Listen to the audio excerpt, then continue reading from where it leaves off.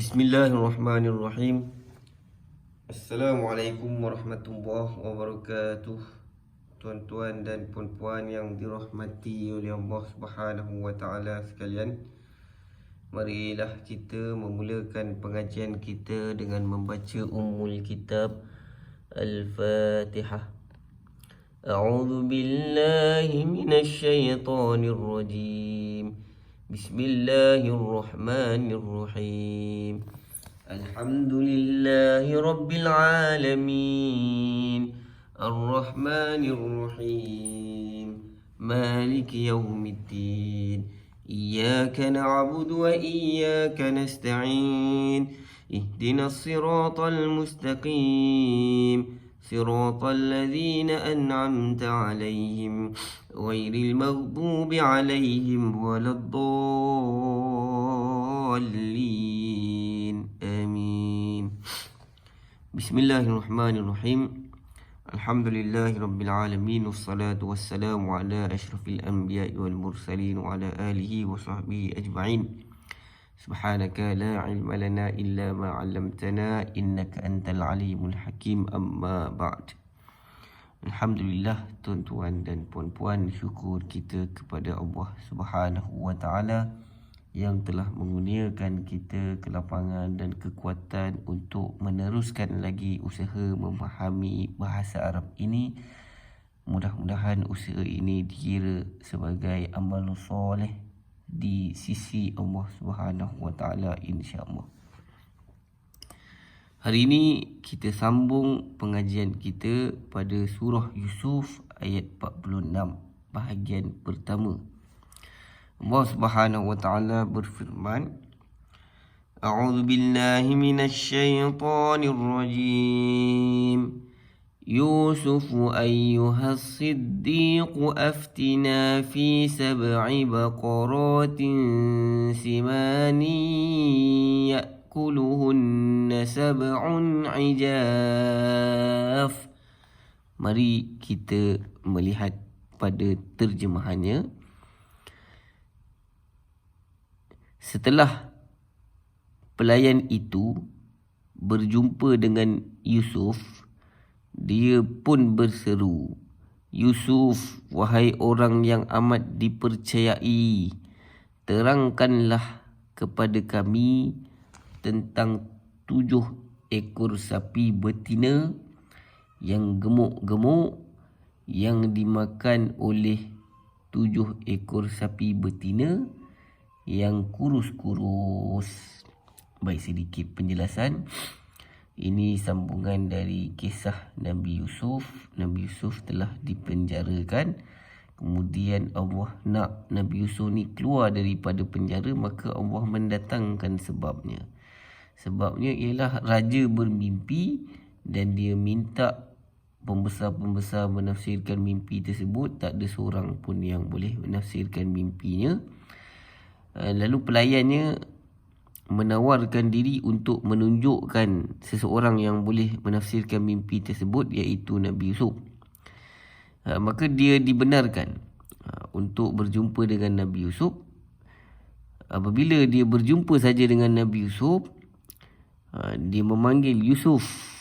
Lalu dia puji Nabi Yusuf tu, dia kata As-Siddiq, ayyuhas Siddiq, wahai orang yang amat dipercayai, ataupun wahai orang yang sangat-sangat membenarkan, sangat-sangat jujur. Baik, dia memuji Nabi Yusuf. Kenapa dia nak kena puji pula Nabi Yusuf? Barangkali mungkin nak ambil hati sebab sebelum ni dia dah lupakan Nabi Yusuf. Begitu lama dia lupakan Nabi Yusuf, menyebabkan Nabi Yusuf kekal berada dalam penjara tersebut. Sekarang baru dia ingat. Dah bertahun-tahun, barangkali 10 tahun, 9 tahun, barulah dia ingat tentang Nabi Yusuf. Maka ketika nak bertemu dengan Nabi Yusuf tu, barangkali dia kenalah sebut sikit panggilan-panggilan yang elok, panggilan-panggilan yang manis. Baik, dia memanggil Nabi Yusuf As-Siddiq, wahai yang amat dipercayai. Aftina. Kalimat aftina di situ maksudnya berikan fatwa, berikan pendapat, ataupun berikan penjelasan. fi sab'i baqarat, tentang 7 ekor sapi betina yang gemuk-gemuk. Ya'kuluhunna sab'un ijaf, ya'kuluhunna sab'un ijaf, yang dimakan oleh 7 ekor sapi betina yang kurus-kurus. Baik, di sini pelayan tersebut minta fatwa terus, tak ada sembang banyak-banyak. Itu tujuan dia bertemu dengan Nabi Yusuf. Maka dia pergi kepada tujuannya terus. Dia minta Nabi Yusuf menafsirkan mimpi raja tersebut. Nanti Nabi Yusuf pun tafsirkan mimpi tu. Setelah ditafsirkan mimpi tersebut, raja pun terpikat dengan kepandaiannya dalam menafsirkan mimpi. Maka dikeluarkanlah dia dari penjara. Diberikanlah jawatan. Dan jawatan tu pula, raja beri jawatan yang betul-betul sesuai dengan Nabi Yusuf, iaitu Menteri Kewangan.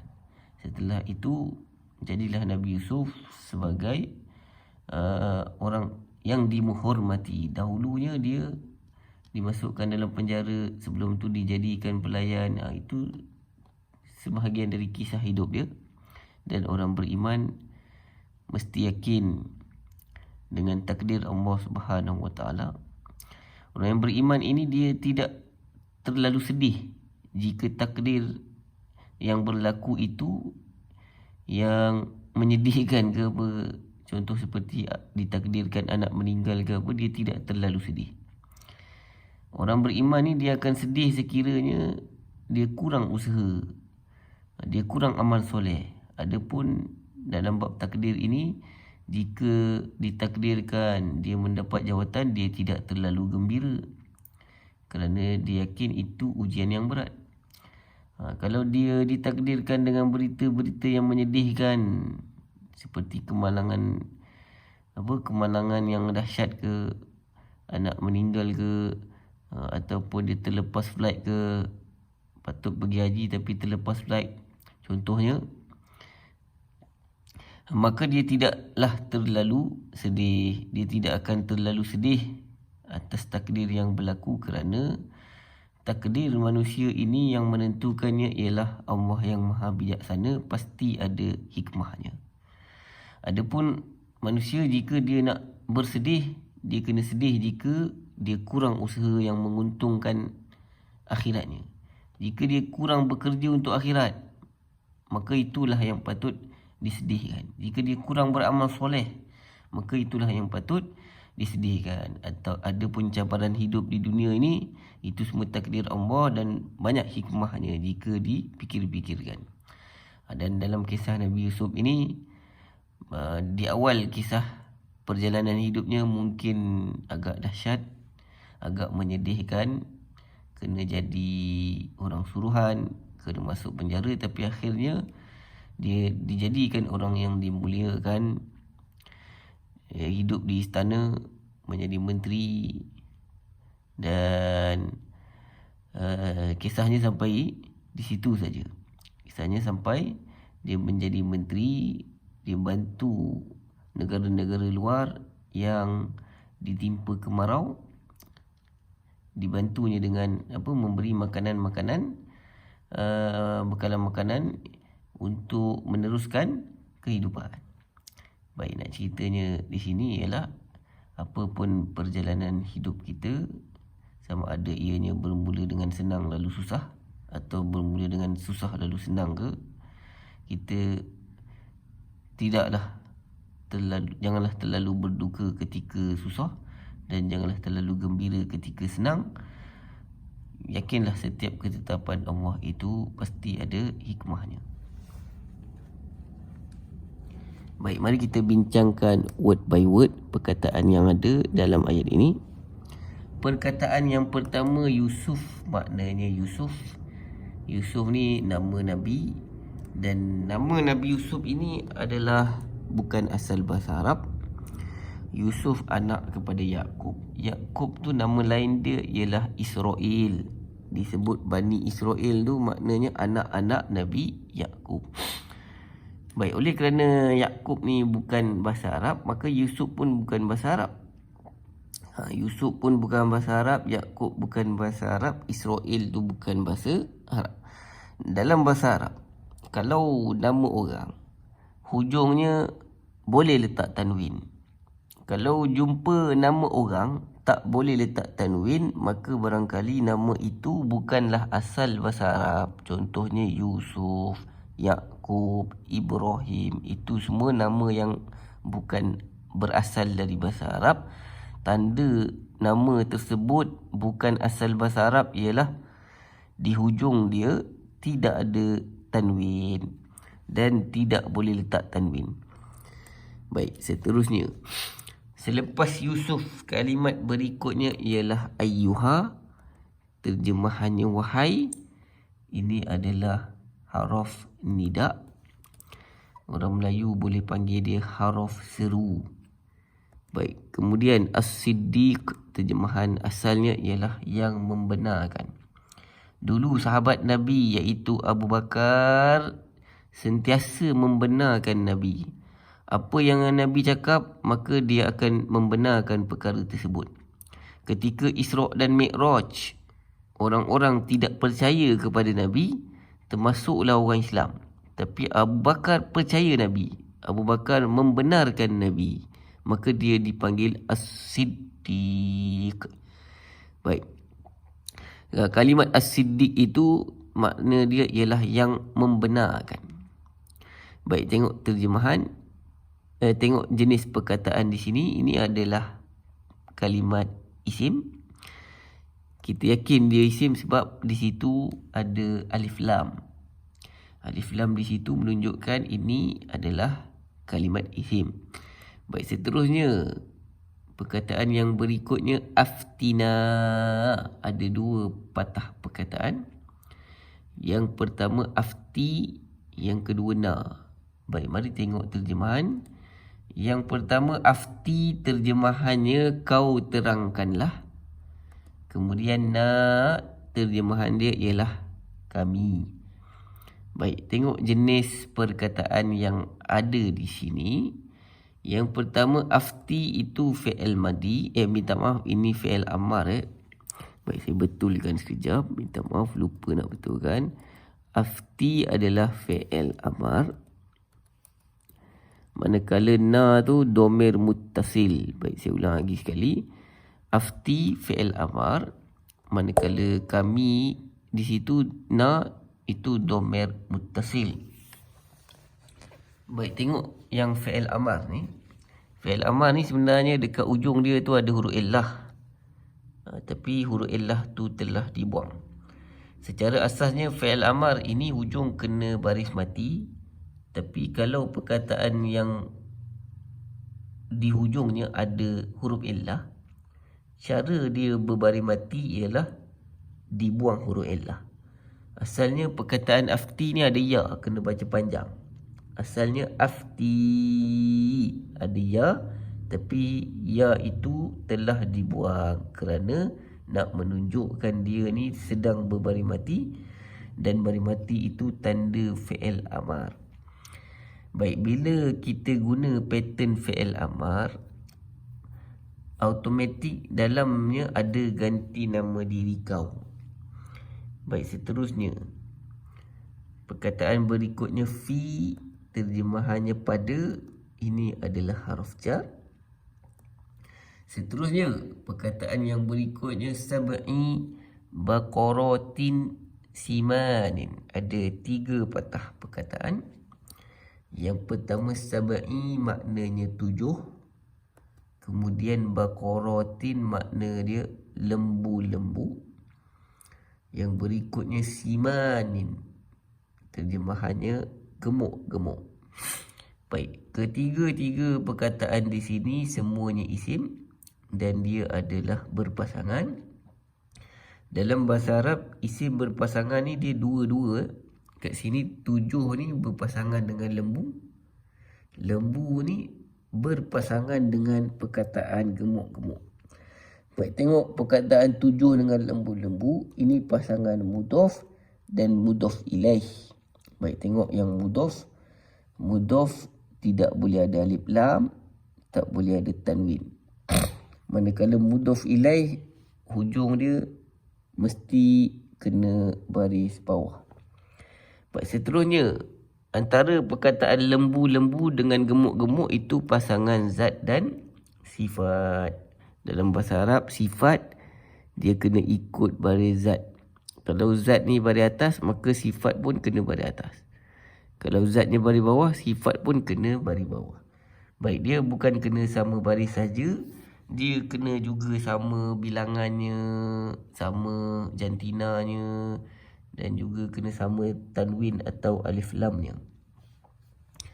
Baik, seterusnya, perkataan yang berikutnya ya'kuluhunna. Ada dua patah perkataan di sini.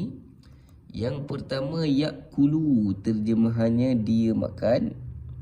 Kemudian hunna, mereka perempuan. Baik, tengok jenis perkataan yang ada di sini. Yang pertama, ya'kulu itu fi'il mudhari', ada huruf ya. Ya di sini tanda fi'il mudhari'.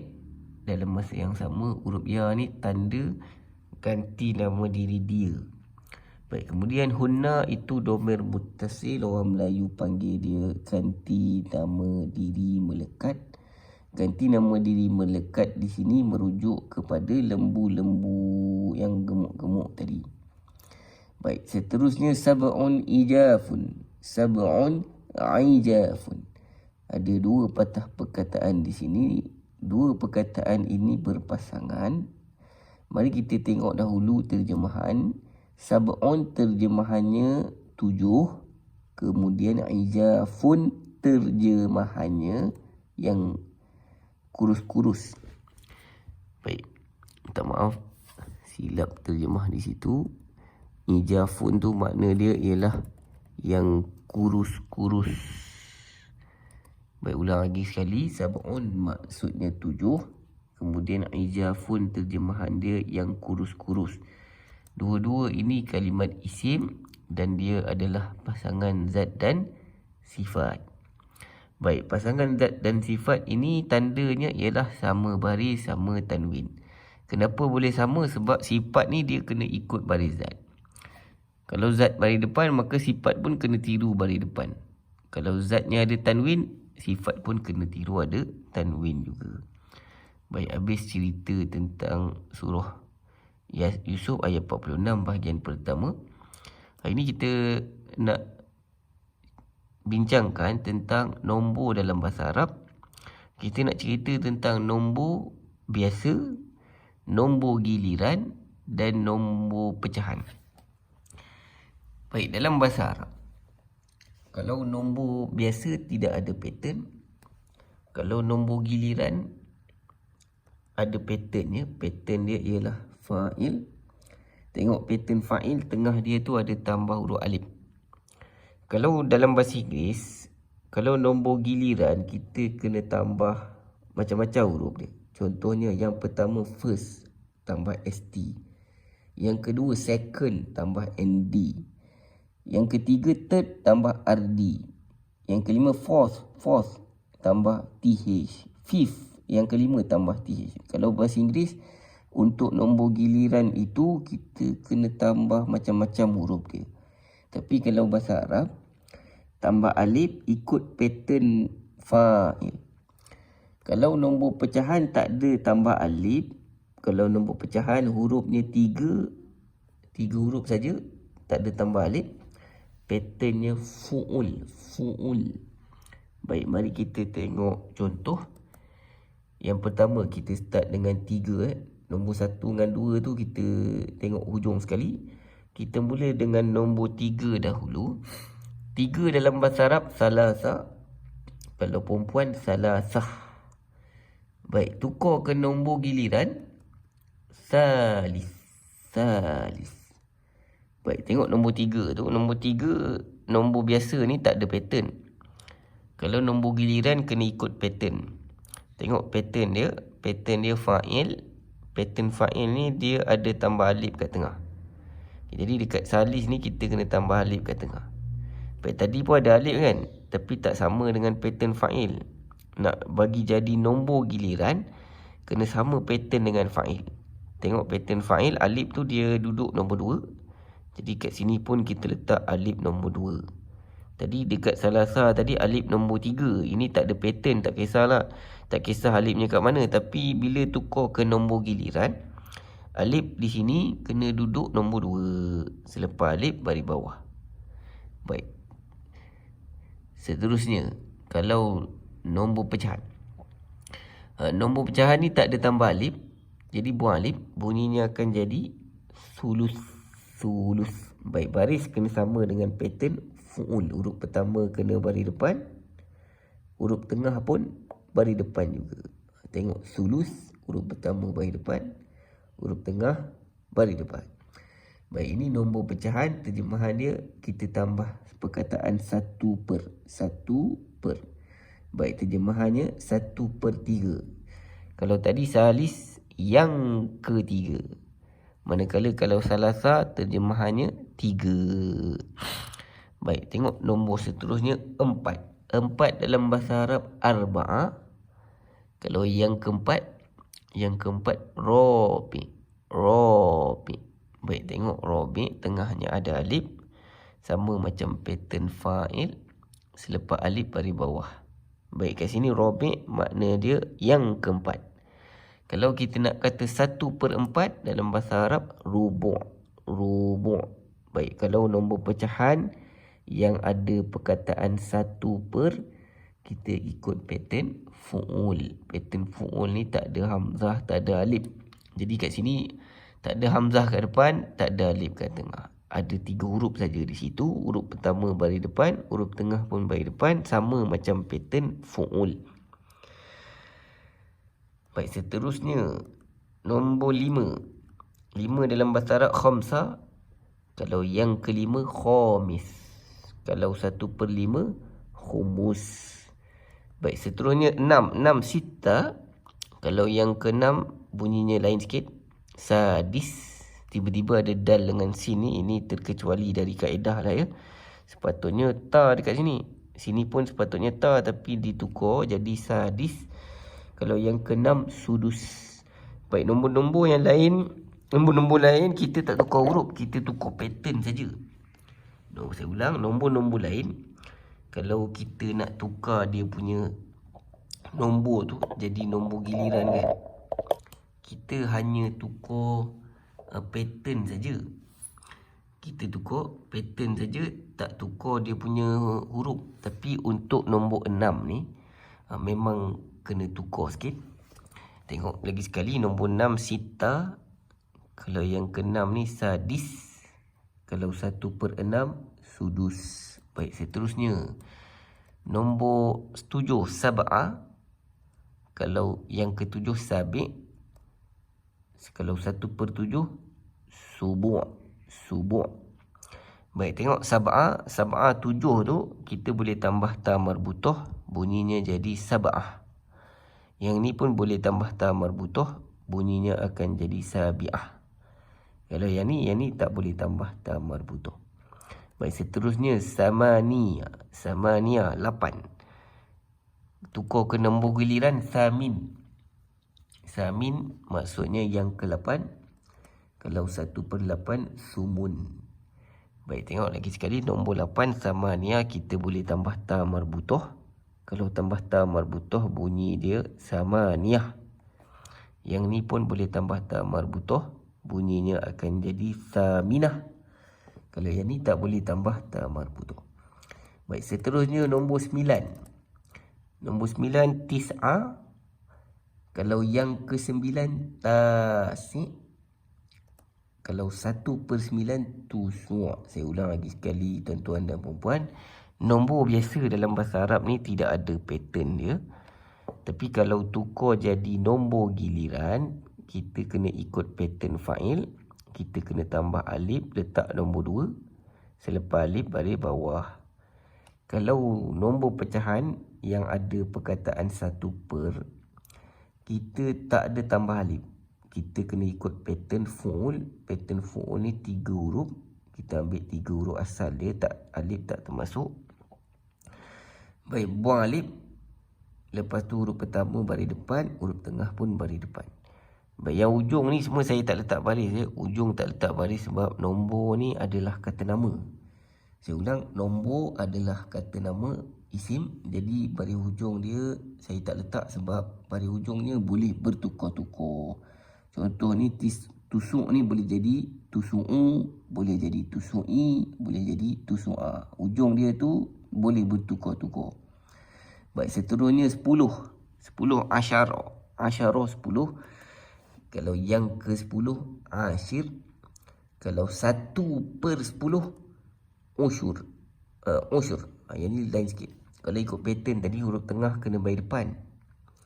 Yang ni lain sikit, huruf tengah dia tu mati.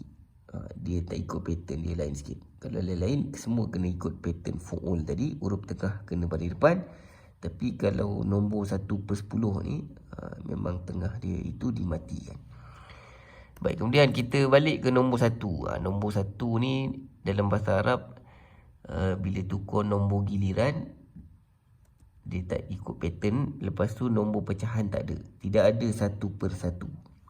Baik, tengok nombor 1 dalam bahasa Arab ahad. Kalau yang ke-1 tak ada dalam bahasa Melayu. Dalam bahasa Melayu, orang Melayu sebut yang pertama. Kalau yang pertama awal. Baik, seterusnya nombor 2 isnain.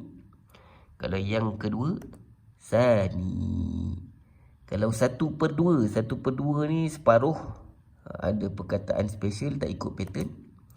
Separuh dalam bahasa Arab nisfu. Tiap tahun kita akan sambut nisfu Sya'ban, makna dia separuh Sya'ban. Ada orang letak nama anaknya Ahmad Nisfu. Ahmad Nisfu maknanya Ahmad separuh. Perkataan nisfu tu makna dia separuh ataupun 1/2. Baik. Untuk nombor 1 dan 2 ni kita letak di hujung perbahasan sebab dia tidak ikut pattern. Kecuali nombor 2 ni tadi. Nombor 2 ni dia ikut pattern dia. Nombor giliran tadi pattern dia kena tambah alif. Selepas alif baris bawah.